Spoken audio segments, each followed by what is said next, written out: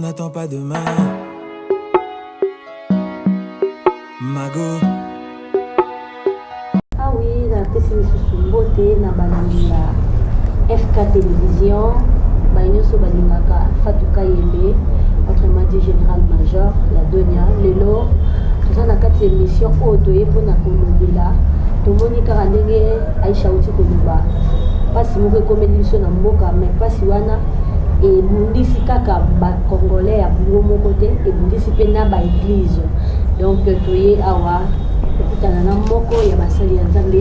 Ok, Pasteur Dan. Pasteur Dan, apostole Nabiso, pour tout ba question parce que tout le monde internet c'est comment on ici ka o batu tout na ba question puis bazo abiyano.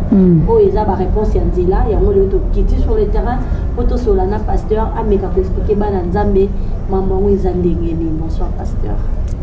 Bonsoir maman Fatou. Bonsoir Maman Aïcha, bonsoir Naba, Ndekono Sope Bazolanda Biso, Nisika Bazom Nabanda. Motuna Yambona, tout non, pasteur Pambate, toujours qui est déjà combien de semaines au été Bokangi, ba église, Nengi Penza Yomoko Moza Mosana Nzambe, au rappeler Batouba Gozobiso Mokindumba Siko. Non, depuis que mes Rwanda et Zouami, toujours qui est déjà semaine où ils ont 4e semaine. Ok. Depuis mes yeux, il y a fermeture, il y a un temple, si on peut le dire. Ok. On va faire ton habité sur la mouton. Pasteur, on a évité, on a tout une question, vraiment la profondeur de la question de Bisso.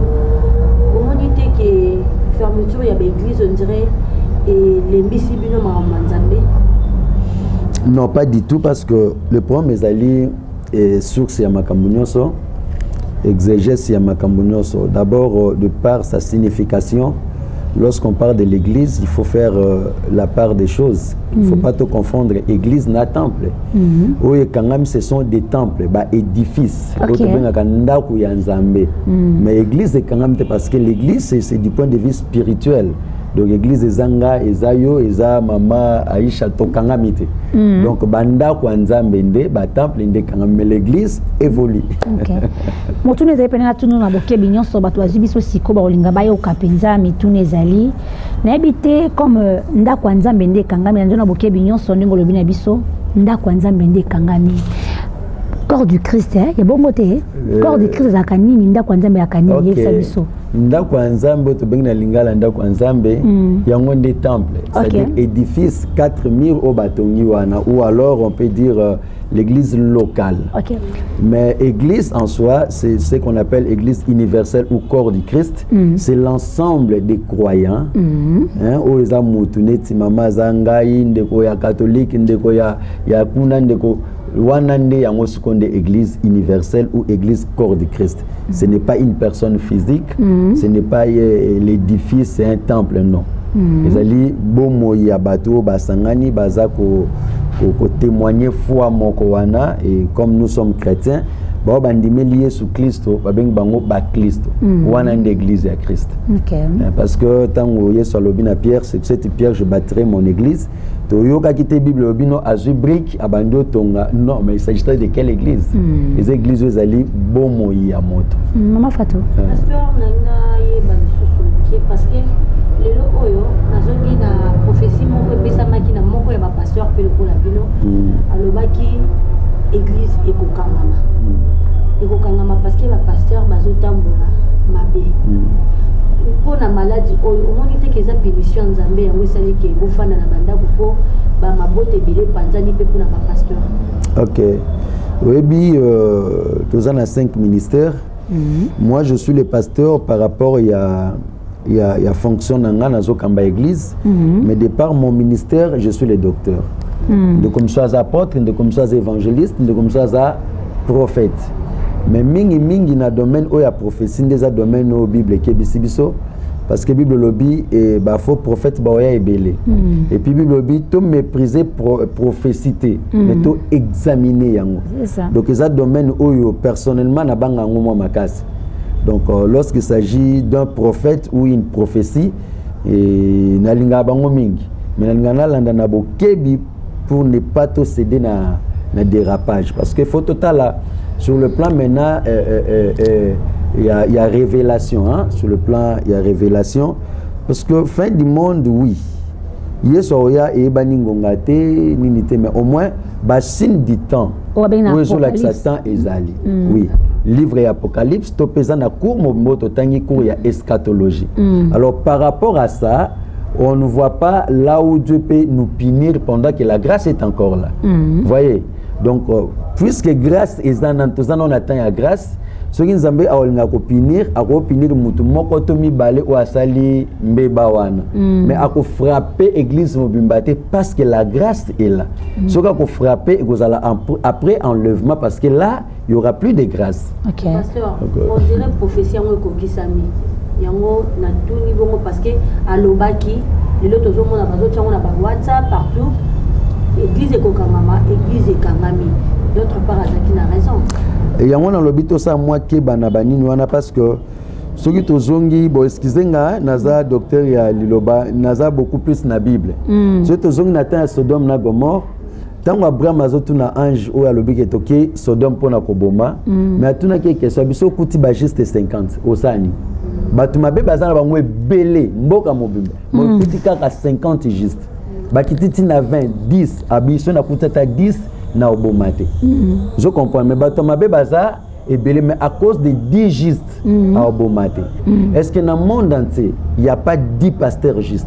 Mais mon frère Nzambe pasteur Dan nga kumba aigle ndifo ya nulanga pendela bokebi kumba aigle parce que na bi ke aigle za moto amona musika te eza pongo na lingala ba eza pongo te vision aigle za moto atali likambo veut koma déjà ya samoni asamoni déjà au web ça biso po ni kumba aigle mi balezali eloko ni ko sala penza lelo bino ba sai na Nzambe o ya biso ya kata bi professeur Kinshasa moi crédibilité wana penza obozaki na ngwe beba ko perdre ngweza dia quoi. Na motuna liboso aigle ndengo utoloba ezali te ba pseudo moko boitolati pona ba peut-être ba nom moko honorifique non ezaka ka bana nde ba pesa biso par rapport ya comportement ya vision ya lolenge na biso kozala par rapport ya enseignement ya vie ya aigle quoi et moi ba critère au aigle zakanango par la grâce de Dieu, toujours répondre à quelques critères. Il y a aigle, non, vous êtes un aigle. Aussi, on sait voir loin comme aigle, mais au moins, on a moko parmi les critères. Dans le séminaire, on a au moins 10 critères où il y a aigle à Zanango. Donc, il y a au moins des moko. Mais en dehors, il y a au moins attends-moi des critères aigle, mais ça biso bien. Aigle, il y a propriété, il y a étouffé, aigle a aeba komi bomba pour aeba ko se ressourcer aigle a bala moi c'est après ya dot aigle donc pour abala il faut ezana épreuve moko fois leka parce que bande kenyo sauter donc aigle aza moment mbebele et bref à mon quand même et c'est comme toi mon athée et mi balé donc pour la crédibilité ba pasteur il y a mi balé pour la crédibilité ba pasteur non moi je dis je crois que kolobelaka ba pasteur ya Kinshasa pour na mabe monde entier kaka ya monde kaka c'est tolobe ba pasteur ya monde mingi penza donc oui pour ça la tête zobeba oui personnellement na okamwa ngote po ezana na Bible ezana na Bible obina mikolo asuka ba oya malamu parce que le monde est sous emprise du diable. Le diable est déjà ennemi à l'église. Donc là, je m'adresse déjà aux pasteurs qui sont dans le vrai et qui comme mécaméyé tout finga mabanga na bangote. Yesu a ebisa ki perabi bokozwa nyonso au centuple mena persécution. Mutune tinga lobito lobi okuna so bat ba finga na banga te. Mais na ça comme exposer te. Na ebi ndenge na mibate laka mais ça peut arriver. Le Nzambe ko kusamagati mama fatu pardon motuna mo yo bana Nzambe ba tutisami mingi ikambwa kotindo France na dim na MP sonde bouger moi batu moi muke ikamona tuna kama hapo to boza pasi ikambwa dim na MP sawana na au France wana le babi oto sambela pona bokono etemeli biso none ko boko wela ka ba dim na bo France ba beza ki moyibi oto na momo oto na bezo to bezo mabondeli et kena ngoka ndenge moko na réponse haute aussi ça qui était la crédibilité à Basala Nzambe.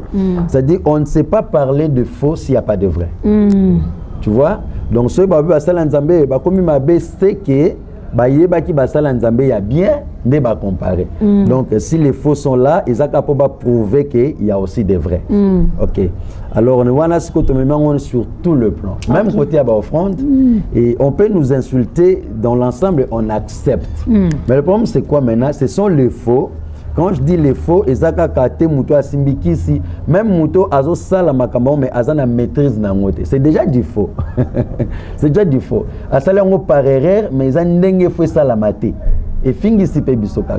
En fait, il faut recourir na Bible pour na koyeba ba principe où Bible étalisi biso par rapport aux offrandes. D'abord les offrandes c'est au pluriel parce qu'il y en a plusieurs. OK.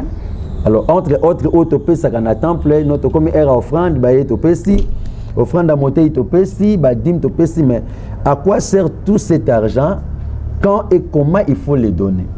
Au moins que ceux qui ont la maîtrise en matière, wana, to koya na bambeba mususute. Mais ceux qui ont la ngote, nde sali moi bokeseni. Alors qu'il y a des offrandes qui doivent normalement être données à l'église, dans un temple. Tout ça, les cultes, on vient, on donne ces offrandes. Oyo lokola temple na minute oyo temple to sangana te eza moi kokoso, mais il y a aussi des offrandes, il y a libéralité. Parce que faut l'anda bien, même discours il y a chef de l'État apekisi batu basambela te apekisi pe batu basangana te, c'est-à-dire l'administration de l'église n'est pas fermée. Les réunions il y a ba comité ne sont pas fermées, alors qu'il y a des temples qui payent les loyers. OK. Vous voyez? Et ça paye comment? Avec des contributions, il y a bandeko songolo. Bandeko na moyen to sangana poto pesa ezalité, mais tout ça on appelle ça les partenaires. OK. Zomona ba kokipe ko tinda pa ya kesier, azu futi. Donc peut-être bandeko bazaki na argument ya malamu te ya ko expliquer ba biloko wana. To pe population lo to ina déjà ba pasteur to ka offrande le to bêtement.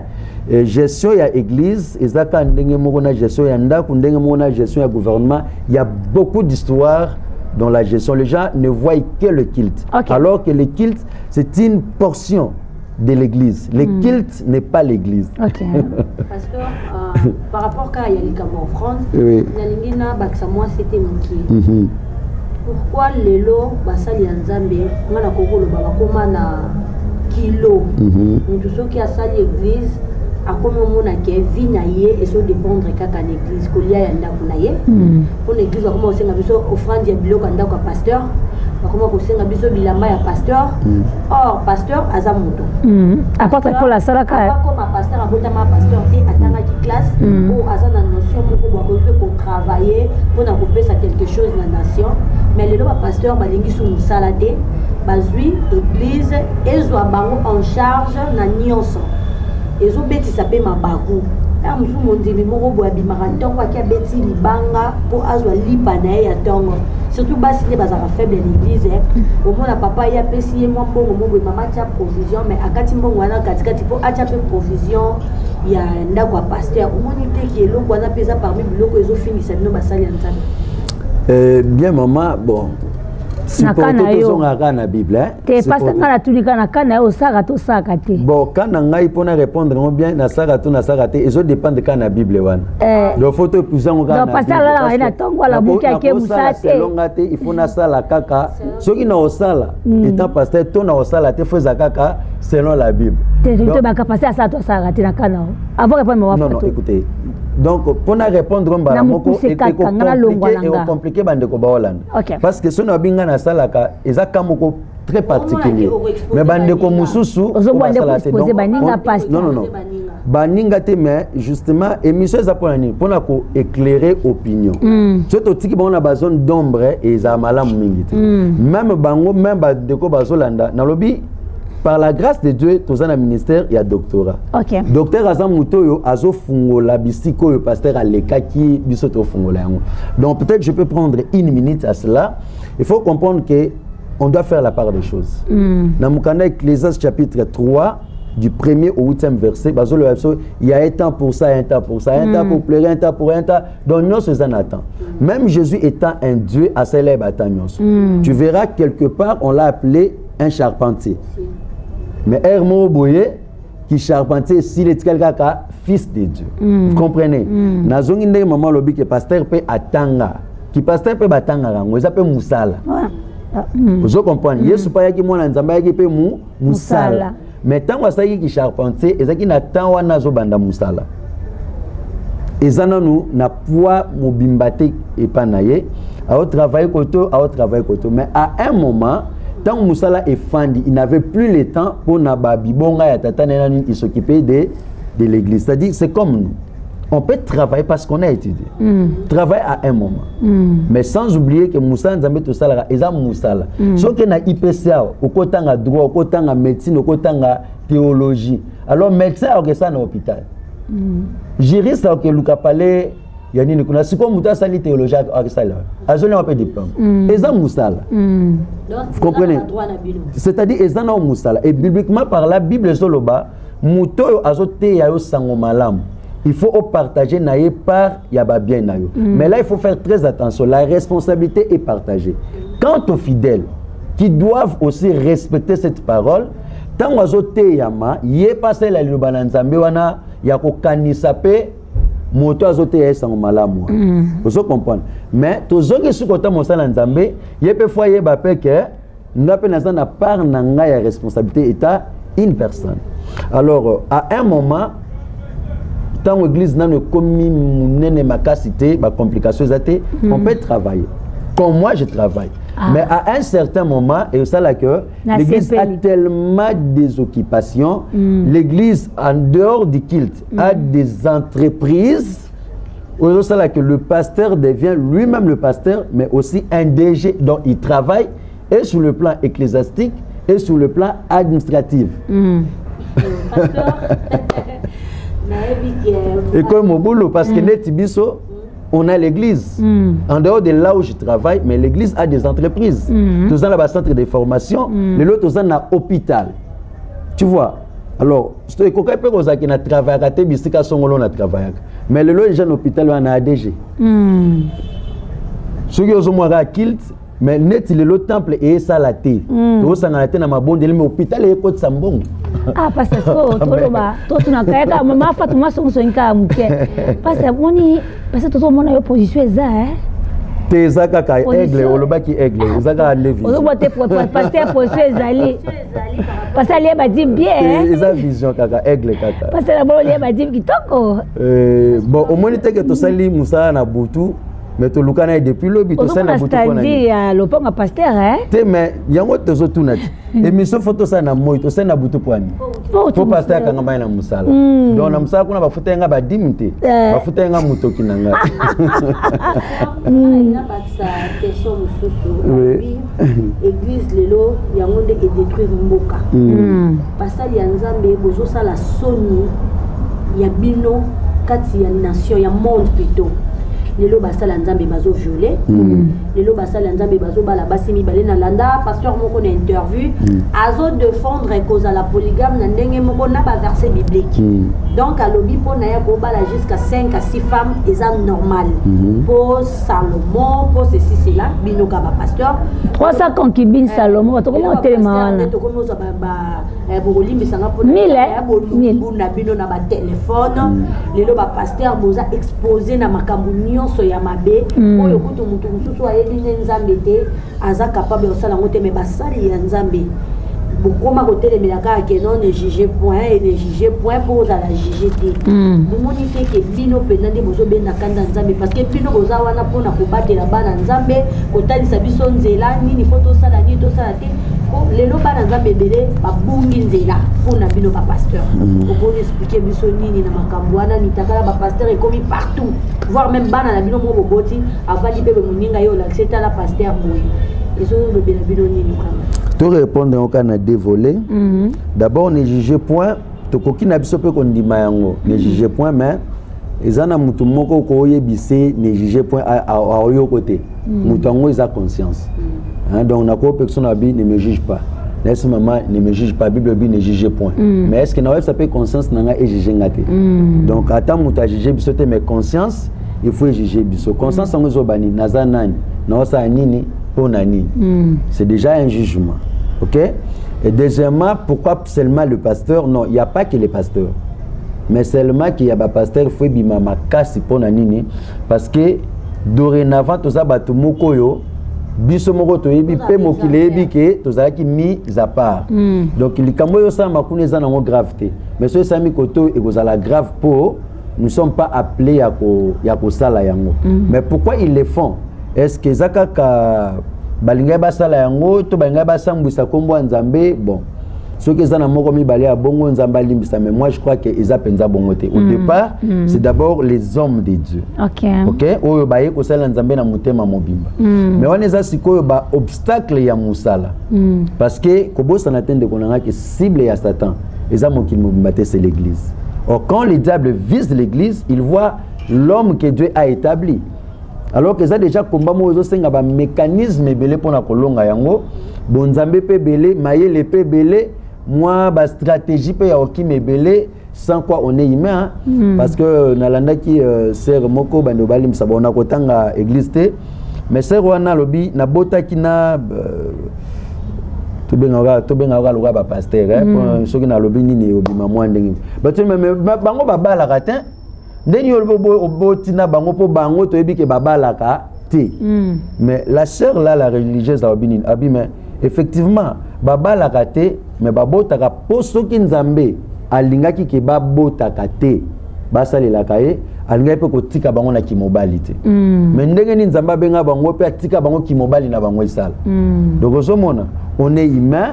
Et zakaka ba mesure moko sécuritaire ya bonzambe na ya bomoto pour na ko échapper nango, sinon Satan n'a pas à makase seulement que Yesu ndaza le tout puissant.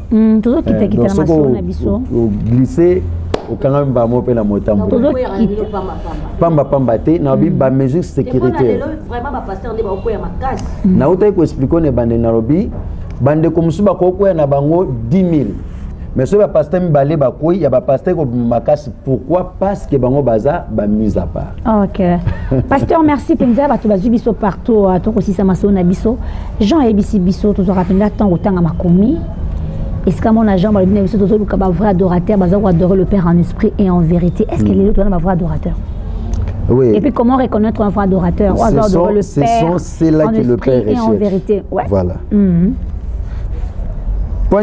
Ce sont ceux-là que le Père recherche, parce que quand Moutazo Luka Mouta retrouvé, ce que Moutao Luka Bangonani, Nzambe, ce que Bisson Denis Toebaki, Wana Avri, Wana Afo.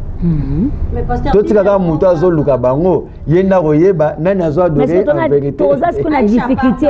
Pasteur, Bible Karayango et le Liké, Bayanzambe, Bakoye, Babango, Nalolenge Nabango. Ok.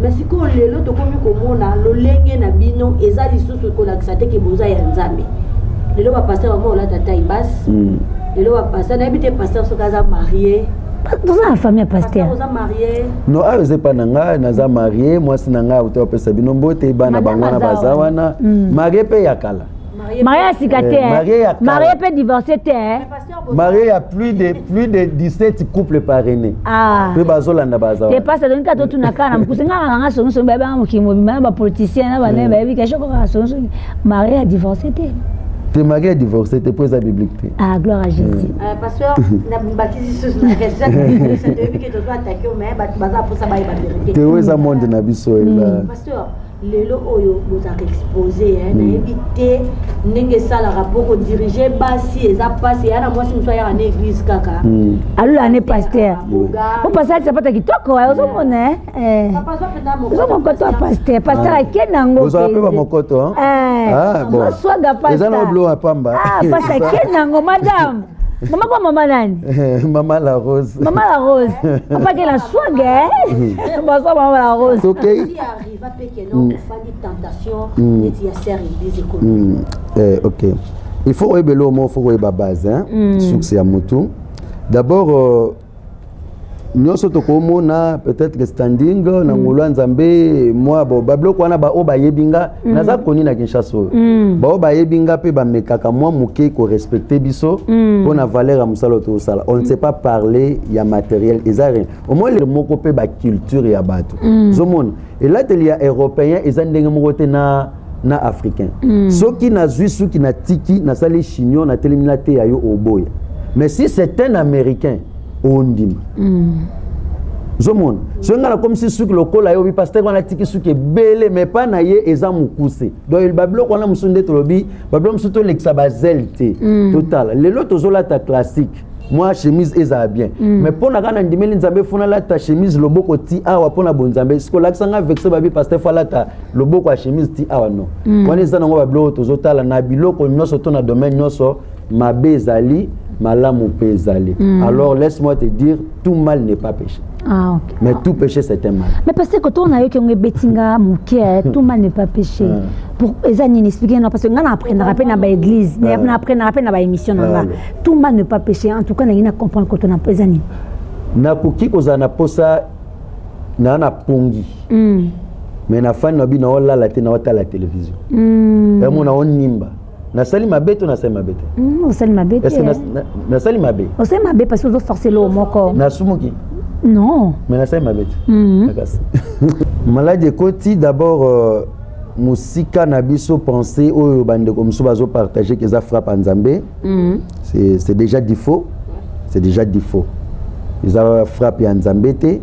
Ils ali na ndenge ya minganga to mona ngo bokono na ndenge ya bonzambe to yebi ke zali ba projet ya batumabe pona ko combattre bana nzambe yangwana to bonde la nzambe parce que nanu to mona te événement ya boye bat bazo kufa lokola izo sa somo makasi et puis zo kipe mutite za somo makasi faut to bonde parce que derrière chaque chose se cache un esprit alors to bonde la to tika ba sentiment to bonde la nzambe mais ko bonde la kaka ya pamba te bible bi Paul Azoloba, je prierai en esprit, mais je prierai aussi avec de l'intelligence. Parce qu'on a intelligence dans le total, il y a beaucoup. Mais beaucoup de moyens de transmission dans les nini. Quelles sont les mesures préventives ou sanitaires pour ne pas être attrapé dans la maladie? Je crois avant tout que tu as mutu comme on biso na ba masque na biso na mutu ka omoni comment on appelle désinfectant ezali mais non toza bat hein so le lolobi bon excusez-nga ngana lo bakande bat balbara maramso ezaka ngo mo lokuta mwana ne laka kufakate photo tshona na microscope ngana bike lakande kufate mais mwana ne laka o atamboli mabe akufa po Moïse azai mwana ne laka makota kanate akota te akufa po atambola mabe atama mabe makasi mais laka ikokisama po bana Israël bakota. Donc le loso bina na nzambe na kola na boulevard Lumumba na si lobi na tongo wana morga 51. Donc soki oboyi ko sukola maboko po tondisa na bonzambe. Oboyi ko lata masque, oboyi ko sala distance ya 1 mètre. Okoti na mutu kolinga o nyoso minga bazo présenter biso so oboyi molimo yebika. Menzoto lokwa bolinga nécropole et ke na nécropole menzamba obatela molimo donc toto ça to sukola maboko toto satola taba masque to pesa mbote ndenge ba yebisi biso na coude okoti na transport yaya bando beba maladi aneza na Congo tete eza ezali okoti na transport otana mwa tembeza ba tembe ezali wala to lo balokwa pasteur te ba leader d'opinion maladie ezali nazolo ba kwa musa na nzambe nazolo ba pe lokola moko ya bandeko yo bazo sala quelque part otozo kuta na pe na bakawana maladie ezali batela bana na ndako et ça fait mal lobi na moni bana msuba beta bale na balabala na bi est-ce que bazo confondre te confinement na vacances beaucoup de parents ba okansango za vacances na oto le ka na bandal awa na moni plus de 50 personnes bana matanga na lopangu na bango je me demande baza wapi police aza wapi toto sa na se pe lomo ba biso ko tosi omibateli obateli pe muninga eza bien mingi parce que on a ça et le moko est théorisé pour tout qui était aussi là ça et le moko est théorisé surtout biso africain ba to peau noire en tant que moindo en tant qu'africain et comme oui un vaccin oyo ezouta et pas ya bandeko ya libanda ezobima ebele potomoni pe na bamboka mususu ba image ye bandeko bazui ba vaccin wana ba conséquences ni ba kuté nango yo lokola mosali ya nzambe lokola pe moto moyindo ko yebisa bana na nzambe nini pe ba africain nyonso ya monde par rapport ya vaccin wana conseil ni okoko pesa biso. Merci église zakana milieu ya village naza chercheur te naza laboratoire te naza africain mais nzamba za pona mokili mobile donc tous apena ba raciste et aux ala bien milité alors tozoka o biso nyonso tozoyoka mais on ne sait pas quoi inciter batu na soulèvement moko o toza na soubassement na yango vraiment te alors na kobenga ka biso nyonso na ngana bande nyonso ba Holanda to landela to landela soki to moni ke ndenge pendezo kindila bande ko babi ke za trafiquer za pona roboma biso za bona si photo boya biso nyonso wana to lati po ya ba africain to telemeli mais soki pe to moni ba prouver biso ke za penza bongo te za nango ya malamu pona ko bikisa biso dans ce cas là totika ba minganga na ba chercher ko ba osala basala biso to soutenir bango na mabondeli pour que molimo ya mabe ya koboma bandeko ekota kati na bango te soki mabe moko zaki sima nango nzamba bimisa yango polele mais nayebi que en dépit de tout ce qu'on peut faire, la main de l'Éternel est là. Merci beaucoup, Batubazu Biso, aussi Simasona Biso, pour nous coller le pas, ça te aussi ça. Mais tu as un ministre, c'est le docteur Dan Munungi, parce que comme Dan Munungi, le docteur Dan Munungi, aigle de l'église Hop Ministries, il y a communauté des églises évangéliques La Résurrection, c'est-à-dire Egler, où Lelo et Kokisi 23 ans d'existence. Gloire à Jésus. C'est quoi ton zongo wapi? Mon ton na poto télévision habité ngapa na sepe na mosala na nzambe na mon ndenga zote ya penza. Église Hop Ministries ezali na croisement ya baveni Mibale, avenue Kasavubu na Bongolo. OK. Juste en diagonale il y a station Bongolo. Tope soko bandi Victoire Ozo Mataver Mariano. Wenzewana ya Kowet place ezo suka.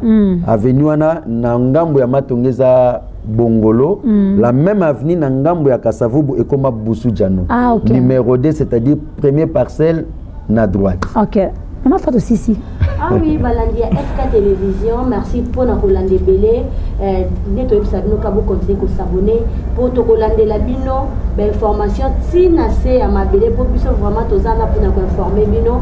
Vraiment pour s'abonner pour Rolanda émission pour avoir conseil pour capter maté à Nandela ya pasteur. Eh bien, pasteur n'a évité ba condition les lobes église tout comme ba condition ko ya na pantalon te ko ya beauté pour na ministry to ko ya na biso pour que biso ba le moni biso na robe mais monsieur on se peut to yindi ça to éviter on n'a pas nos conditions en conditions à Obi Belobi. Lorsqu'on s'approche de Dieu, on doit avoir la crainte, la peur et la crainte de l'Éternel, sachant que Mouto Tozal Bosso Naye, Yinda Zali Nyoso Ponabiso. Alors, ceux qui t'honorent Kaba parents, ceux qui t'honorent Kaba Konzamboka, pourquoi pas qu'honorer ou aller qui qu'on a Nyoso. OK. Tout y a dans le lingue que ça là qui, tout honorer.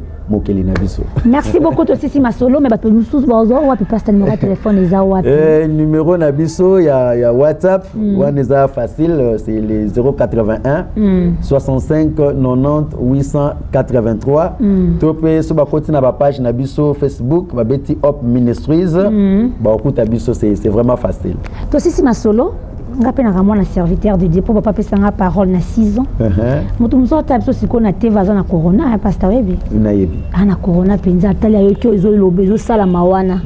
Ya bika ki abiki sezate menga na bi mutu mo apesa o to sala nga miracle moko boye. O to serviteur de Dieu. Mutu no telo siko na TV na Kinshasa partout monde to yebi seno nini pona nzambo mal mutu ana corona siko o tala ko ina biso. Na kati ya koma to avandi ba annoncer que ana ngo déjà. Ata yete mutu na concert mutu so ebise robotati ba peseti na ba prophétie ba zo que moni yo penene ngozabo robo simba ka mona te matrice za robeba mutu abongo azali l'homme de Dieu amen parce que Hop Ministries c'est en anglais mais ngolo ba ministère d'espoir amen donc ce ministère d'espoir c'est que ngana ministre d'espoir amen wana pendeza bilanga nanga donc na oyebise kana opese héritage oyo tata na biso tozwaka grâce pe ya komona ye ya kozwa pe loboko na ye et Thomas Muzé Aidi na bala donc ayebisa biso le mot abi usiogope aminito ne crains rien crois seulement nous allons peut-être ndimino ke okufate obika na kombo na Yesu obiki na ye peu importe quelle situation zanango un seul mot na yebisio ndimaka ke esimbi na lobi esimbate ndimaka esimbi pendengo ndimi wana esimbi na kombo na Yesu. Alors reste ferme aux hommes nango zokokisama na vie na yo au nom de Jésus.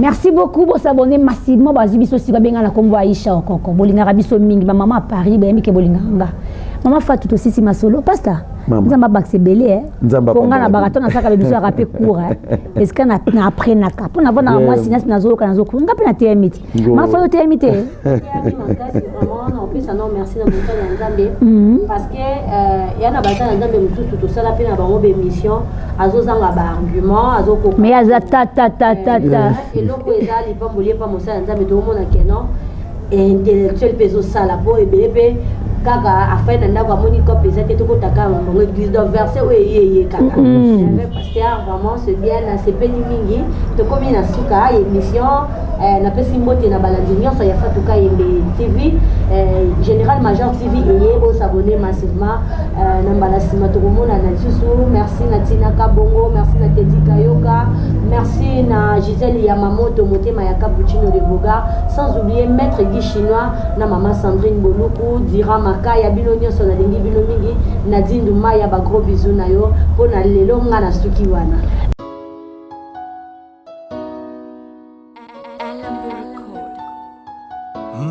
N'attends pas demain,